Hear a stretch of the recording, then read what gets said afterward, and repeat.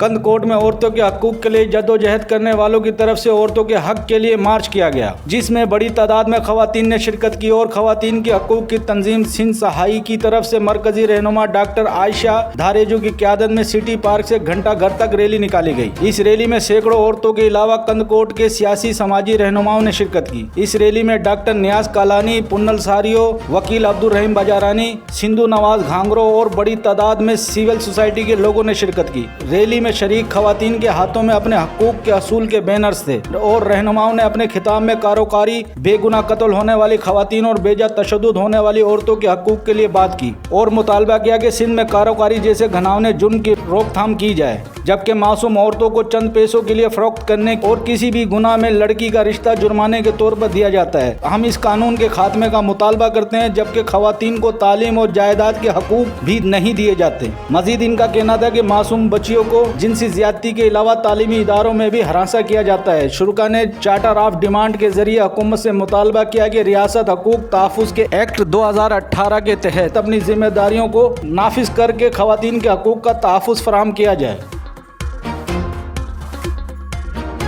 मज़ीद खबरों और अपडेट के लिए विजिट करें हमारा YouTube चैनल HRJDO न्यूज़।